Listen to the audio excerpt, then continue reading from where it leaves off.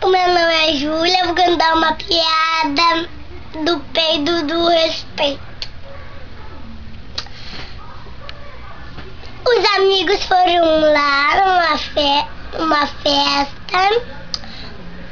O peido estava muito fedorento. O delegado foi lá soltou. Não, o delegado foi lá, prendeu o peido. E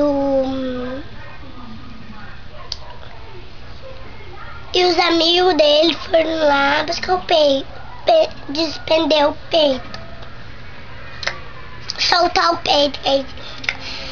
Aí o respeito, o cala a boca mandou respeito, fiquei fora.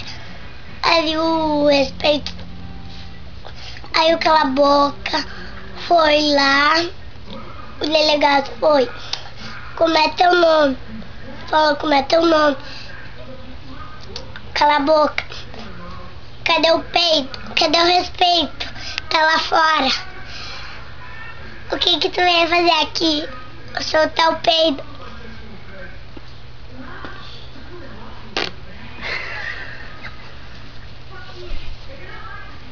Cala a boca.